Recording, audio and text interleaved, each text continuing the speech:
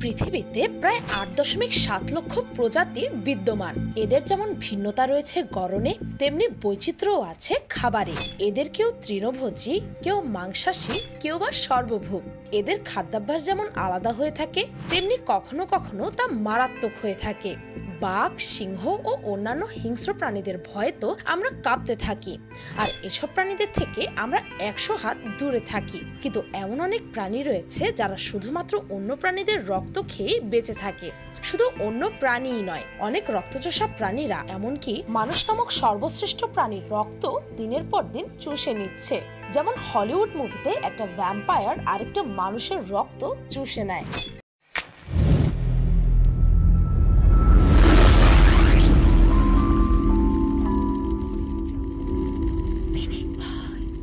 Number 1, রক্তচোষা বাদুড়। নির্জন অন্ধকার রাস্তা, একজন মানুষ হাঁটছে একা একা। হঠাৎ কোথা থেকে উড়ে এলো কালো আলখেল্লা পরা রক্তচোষা ভ্যাম্পায়ার। ঘাড়ে সুচলোর দাঁত ফুটিয়ে রক্ত চুষে আবার হাওয়া হয়ে গেল অন্ধকারে। হরর সিনেমায় এ ধরনের দৃশ্য দেখা যায়। আসলে এ ধরনের রক্তচোষা ভ্যাম্পায়ার বাস্তবে নেই, কিন্তু ঠিক রক্তচোষা ভ্যাম্পায়ারের মতো এক প্রাণী আছে। এরা হলো এক ধরনের বাদুড়। এই বাদুড়ের কর্মকাণ্ড ঠিক এই ভ্যাম্পায়ারের মতো। এই জন্য এই রক্তচোষা বাদুড়কে বাস্তবের ভ্যাম্পায়ার হিসেবেই আখ্যায়িত করা হয়। ইংরেজিতে এদের বলা হয় ভ্যাম্পায়ার ব্যাট। এই বাদুড়গুলো রক্তপান করেই বেঁচে থাকে। এদের প্রধান শিকার গরু, ঘোড়া সহ অন্যান্য গবাদি পশু। এদের ওপরের চোয়ালের সামনের সারিতে যে দুটি দাঁত অর্থাৎ ছেদক দাঁত আছে তা অনেক গুণ বেশি তীক্ষ্ণ। এরা এই দাঁতের সাহায্যে শিকারের শরীরে ক্ষত তৈরি করে। এই ক্ষত থেকে বের হওয়া রক্ত পান করে বেঁচে থাকে। তবে শিকারের শরীর থেকে বের হওয়া রক্ত যাতে কোনো ব্যাঘাত ছাড়া পান করতে পারে, সেই কারণে বাদুড়টি মুখ থেকে বিশেষ ধরনের লালা নিঃসরণ করে। এই লালা রক্তকে জমাট বাঁধতে দেয় না, ফলে এরা খুব দ্রুত ও সুবিধা মতো রক্ত পান করতে পারে। এই বাদুড় যখন কোনো প্রাণীর শরীরে দাঁত বসায় তখন সে কিছুই টের পায় না, কোনো ব্যথা অনুভব করে না, কারণ এদের মুখ থেকে নিঃসৃত লালা সেই স্থানটি অবশ করে ফেলে। যে স্থানে বাদুড়ের মুখ থেকে নিঃসৃত লালা থাকে সেই স্থানে রক্ত জমাট বাঁধতেই পারে না, রক্তপাত ঘটতেই থাকে। ছোটখাটো কোনো প্রাণীর দেহে এমন ক্ষতের সৃষ্টি হলে শুধু অতিরিক্ত রক্তপাতের কারণেই তার মৃত্যু ঘটে। সঠিক চিকিৎসায় রক্তপাত বন্ধ না করা গেলে মৃত্যুর ঝুঁকিতে থাকে মানুষও। নাম্বার 2, জোঁক। জোঁক এমন একটি কীট যেটি রক্ত চুষে খায়। গবেষণায় দেখা গেছে কেবলমাত্র 10% জোঁক তাজা রক্ত চুষে খায়, আর বাকিগুলো মরে যাওয়া প্রাণীর মাংস খায়। জোঁক সাধারণত পানিতেই পাওয়া যায়। যখন এর শিকার পানিতে যায় তখন এটি তার শরীরে লেগে যায়। রক্ত পান করার জন্য এরা নিজেদের ভয়ঙ্কর মুখ ব্যবহার করে। ত্বকে ছিদ্র করে রক্ত চুষতে থাকে যতক্ষণ না এগুলোর পেট ফেটে যাওয়ার উপক্রম হয়ে নিচ থেকেই পড়ে যায়। এরা যেটুকু রক্ত খায় তাতে কোনো সমস্যা হয় না, কিন্তু রক্ত খেতে যেই ছিদ্রটি করে সেই ছিদ্র দিয়ে অনেকটা রক্ত বেরিয়ে যায়। বর্তমানে এটিকে বিভিন্ন রোগের চিকিৎসায় ব্যবহার করা হচ্ছে। যদি কোনো রোগ জীবাণু মানুষের রক্তের মধ্যে মিশে যায় তবে জোঁক সেই দূষিত রক্ত চুষে বের করতে পারে। নাম্বার 3, মশা। মশা রক্তচোষা প্রাণী হিসেবে আমাদের সকলের কাছে পরিচিত। মশাকে আমরা যতটা সাধারণ মনে করি, মশা কিন্তু তার চেয়েও অনেক ভয়ঙ্কর। মশার হাজার হাজার প্রজাতি ভিন্ন ভিন্ন প্রাণীর রক্ত পান করে বেঁচে থাকে। সব মশা মানুষকে কামড়ায় না, কিন্তু স্ত্রী কিউলেক্স ও স্ত্রী অ্যানোফিলিস জাতীয় মশা বেশি কামড়ায় বা রক্ত পান করে। মশা সাধারণত ফুল বা অন্যান্য লতাপাতা জাতীয় আবর্জনা থেকে চুষে খাদ্য সংগ্রহ করে। তবে পুরুষ মশা রক্তপান করে না বা প্রাণীকে আক্রমণও করে না।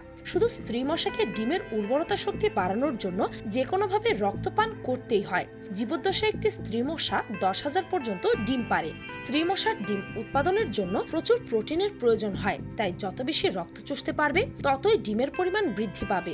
মশা রক্তপান করলে কোনো ব্যক্তির রক্তের কমতি হয় না, কিন্তু এটি রক্তপান করার সময় শরীরে এমন সব কেমিক্যাল ছেড়ে দেয় যার ফলে আপনার শরীরে চুলকানি হতে পারে। এছাড়াও মশা তার শরীরে বিভিন্ন রোগ জীবাণু বহন করে, যেমন ডেঙ্গু, ম্যালেরিয়া ইত্যাদি রোগ। শুধুমাত্র এই মশার কারণে পুরো পৃথিবীতে 1 বছরে 1 কোটিরও বেশি মানুষের মৃত্যু হয়। তাই আপনি যদি ভেবে থাকেন যে আপনি অন্যের তুলনায় খুব ছোট, তবে এই মশার সঙ্গে রাত কাটানোর চেষ্টা করুন। অর্থাৎ সামান্য মশার সঙ্গে ঘুমালে তার অত্যাচারে আপনি অতিষ্ঠ হয়ে বুঝতে পারবেন ছোট জিনিসও কত মারাত্মক হতে পারে। Number 4, tick.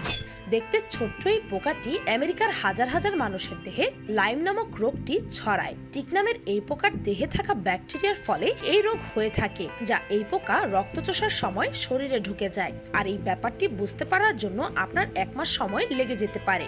এই রোগটি কারো মৃত্যু ঘটায় না, কিন্তু এর থেকে মুক্তি পাওয়ার জন্য 6 মাস পর্যন্ত লেগে যেতে পারে। এমনকি অনেকে আজীবন এই রোগে আক্রান্তই থেকে যায়। এই পোকা যদি আপনাকে কামড় দেয় তাহলে আপনার যে কোনো ধরনের লাল মাংস খেলে অ্যালার্জি হতে পারে। এটি এমন এক অ্যালার্জি যার কোনো প্রতিষেধক নেই। আপনি যদি কখনো এই পোকার শিকার হয়ে থাকেন তবে এটিকে হাত দিয়ে শরীর থেকে বের করা আপনার জন্য অনেক কষ্টসাধ্য ব্যাপার হবে। যদি আপনি এটিকে চাপ দিয়ে ধরেন তাহলে এর শরীরের রক্ত আপনার শরীরে প্রবেশ করবে। তাই ভালো হয় যদি চেপে ধরার কোনো যন্ত্র দিয়ে আপনি এটিকে বের করেন। এই পোকাকে বের করে আপনি অবশ্যই এটিকে মেরে ফেলবেন, তা না হলে আপনার শরীরের রোগ এই পোকার মাধ্যমে অন্যের শরীরে প্রবেশ করবে। নাম্বার 5, ছোপা কাবরা। ছোপা কাবরা এক ভয়ঙ্কর রক্তচোষা প্রাণী। এই প্রাণীটি দেখতে অনেকটা কুকুর বা শেয়ালের মতো। এরা দুপায়ে হাঁটে, বড় লেজ এবং লোমহীন দেহ, আর বড় বড় চোখ, আর সেই সঙ্গে চোয়ালের ভেতরে বিভীষিকা জাগানো দাঁত। ভয়ঙ্কর এই প্রাণীটির সর্বশেষ দেখা গিয়েছিল 1995 সালে আমেরিকার টেক্সাসে। সচরাচর এই প্রাণীটির দেখা মেলে না। দুনিয়া জুড়ে এই প্রাণীটি নিয়ে রয়েছে হাজারো কৌতূহল। ছোপা কাবরা নামক এই ভয়ঙ্কর প্রাণীটি গরু, ছাগল, ভেড়ার রক্ত খেতে পছন্দ করে। এর কারণ হলো এসব প্রাণীরা তেমন আত্মরক্ষা করতে পারে না। এসব প্রাণীদের ঘাড়ের কাছে কামড়ে দাঁত দিয়ে ফুটো করে রক্ত চুষে খেয়ে নেয়। নাম্বার 6, জিভ খেয়ে ফেলা পোকা। এটি সাইমোথা এক্সিগুয়া আইসোপড শ্রেণীর অন্তর্ভুক্ত একটি ক্ষুদ্র পরজীবী। এরা সামুদ্রিক। এরা মোটেই সুস্বাদু আকাঙ্ক্ষিত কিছু নয়, বরং মাছের জন্য এরা এক দুঃস্বপ্নেরই নাম। এরা যে শুধুমাত্র মাছের মুখে ঢোকে এর জিহ্বা ভক্ষণ করে বেঁচে থাকে তাই নয়, মাছের শরীরের ভেতরে বংশবৃদ্ধিও করে। এই পরজীবীরা লার্ভা দশায় সুস্বাদু মাছের সন্ধানে সাগরে ভেসে বেড়ায়। পছন্দসই মাছ পেয়ে গেলেই কানকোর মাধ্যমে ঢুকে পেছনের পা ব্যবহার করে জিভের গোড়ায় জেকে বসে। অতঃপর থাবা দিয়ে জিভ ক্ষতবিক্ষত করে তার রক্ত খেতে শুরু করে। পরজীবী যত বড় হতে থাকে জিভে রক্ত সংবহন তত কমতে থাকে এবং একসময় তা বিকল হয়ে যায়। তখন পরজীবীটি নিজেকে জিভের পেশিগুলোতে আটকে মেকি জিভ বা ছদ্মবেশী জিভ সিউডোটাং হিসেবে কাজ করে। যারা জিভাভুক তারা পুরুষ হয়। যদি কোনো পুরুষ পরজীবী যুক্ত মাছে নতুন করে কোনো পুরুষ পরজীবী প্রবেশ করে তাহলে পুরনো পরজীবীটি তার লিঙ্গ পরিবর্তন করে স্ত্রী সাইমোথোয়া হয়ে নবাগত পুরুষ সাইমোথোয়ার সাথে মিলিত হয়। এই মিলনের ফলে সৃষ্ট লার্ভা বেরিয়ে যায় নতুন মাছের খোঁজে। Number 7, vampire flying frog. এই ফ্রগকে ট্রি ফ্রগও বলা হয় কারণ এর বেশিরভাগ সময় গাছের মধ্যে বসবাস করে। এই ব্যাঙকে ভ্যাম্পায়ার ফ্রগ এজন্যই বলা হয় কারণ যখন এটি ছোট থাকে তখন এর দাঁত ভ্যাম্পায়ারের মতো দেখায়। সাধারণ ব্যাঙের মতো এটি নিজের ডিম পানিতে পারে না। এরা গাছের ছিদ্রের মধ্যে ডিম পাড়ে। এরপর শিকারি থেকে বাঁচানোর জন্য ডিমগুলোকে ঝোপের মধ্যে লুকিয়ে রাখে। Number 8, lamprey fish. এই মাছকে ডাইনোসরেরও পূর্বের প্রজাতি হিসেবে মানা হয়। এটি লার্ভা অবস্থায় সমুদ্র বা নদীর মাটির নিচে 307 বছর পর্যন্ত থাকে। এরপর যখন মাটির নিচ থেকে বের হয় তখন এটি একটি অ্যাডাল্ট ভ্যাম্পায়ার ফিশ হিসেবে পরিণত হয়। এটি ইল মাছের মতো দেখতে ভয়ানক এক ধরনের মাছ। এর দৈর্ঘ্য 40 ইঞ্চি পর্যন্ত হয়ে থাকে। এই মাছটি সমুদ্রের অন্য যে কোনো মাছের দেহে জোকের মতো আটকে থাকে এবং সব রক্ত চুষে নেয়। এর মুখ দেখতে অনেক ভয়ঙ্কর এবং মুখের চারপাশে দাঁত রয়েছে যেটি ক্রিপারের কাজ করে। এগুলোর সাহায্যে এটি যে কোনো প্রাণীর শরীরে আঁকড়ে ধরতে পারে। এই দাঁতগুলো অন্য মাছের শরীর ছেদ করে রক্ত চুষে নিতে সাহায্য করে। একবার এটি কোনো প্রাণীর শরীর আঁকড়ে ধরলে পেট ভরে রক্ত খাওয়ার পরই ছাড়ে। Number 9, vampire finch bird. আইল্যান্ডকে বিচিত্র পাখিদের ঘরও বলা হয়। যেখানকার সবচেয়ে মারাত্মক একটি পাখি হচ্ছে এই ভ্যাম্পায়ার ফিঞ্চ বার্ড। এই ফিঞ্চ বার্ড যদিও একটি পাখি কিন্তু এটির নামের আগে ভ্যাম্পায়ার শব্দটি লাগানো হয়েছে কারণ এটি ফলের বীজ ও নানা কীটপতঙ্গ খাওয়ার পাশাপাশি ভুবি নামক পাখিদের রক্ত খেয়েও থাকে।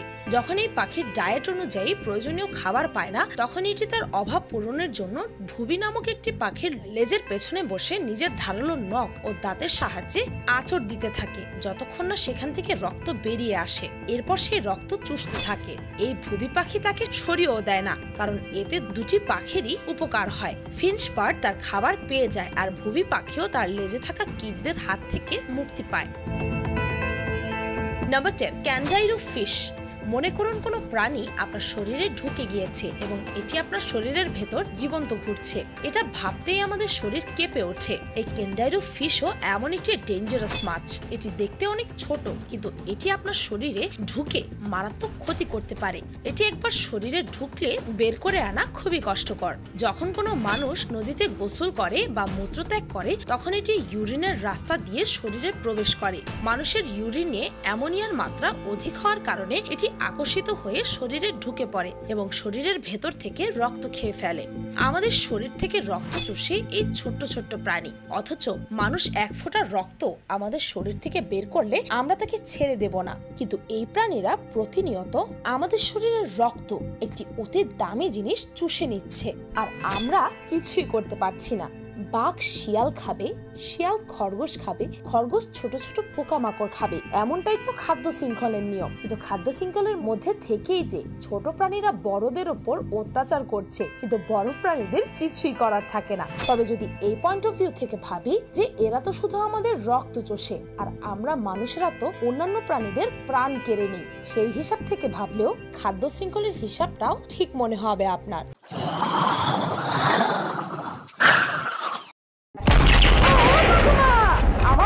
একটু দেরি হয়ে গেছে, অমনি নালিশ করতে বসে পড়েছ। কি বলছিস ছোট? এই কথা আমি কখন বললাম? উল্টা দিকে ঝাইলা ধরতে টেকো। আমি তো কিছুই আর দেখতেই পাচ্ছি না। সবকিছু হঠাৎ কেমন দেখে যাবো আমি? কিন্তু রাস্তায় খুঁজে পাচ্ছি না। ভাগ টেকো, ভাগ।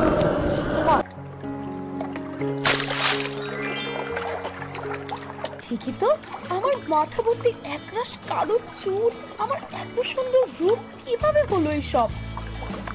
ঝিলিমিলি পড়িয়ে সব আমি আবার কোথায় গেলাম? ফট বোম ফট এসে পড়ো, দেখতে পাচ্ছি না। কেউ পানি দাও, পানি। দাঁড়াও, এই পাগলটাকে একটু থামিয়ে নি। ও মা, এটা কি ল্যান্ডা? আমার মাথা ঘুরাচ্ছে। ও মাগো, বাঁচাও।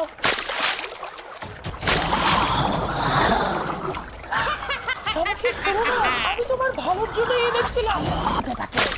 আমি আসছি টেকো, আমার স্বামীর ঘরে, আমার কাছ থেকে।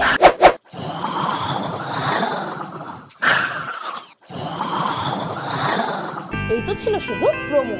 আজ রাত ঠিক 8টায় এই সম্পূর্ণ ভিডিওটি আমার পিনিকপাই অ্যানিমেশন চ্যানেলে পাবলিশ করা হবে। সেই চ্যানেলটির লিংক এই ভিডিওর ডেসক্রিপশন ও ফার্স্ট কমেন্টে পেয়ে যাবেন। সেই ভিডিওটিও দেখে আসতে পারেন। ভিডিওটি ভালো লাগলে লাইক, কমেন্ট, শেয়ার এগুলো তো আপনারা অটোমেটিকলি করবেন। অযথা এগুলো বলে সময় নষ্ট না করে এই ভিডিওটির পার্ট 1 এর লিংক এই ভিডিওর ডেসক্রিপশনে পেয়ে যাবেন। সেই ভিডিওটিও দেখে আসতে পারেন। আর পিনিকপাই চ্যানেলকে সাবস্ক্রাইব করে বেল আইকনে অল নোটিফিকেশনস অন করতে ভুলবেন না যেন। শুধুমাত্র এভাবেই পিনিকপাইয়ের প্রতিটি ভিডিওর নোটিফিকেশন আপনার কাছে পৌঁছে যাবে। আজকের মতো এই পর্যন্তই, দেখা হচ্ছে পরের ভিডিওতে।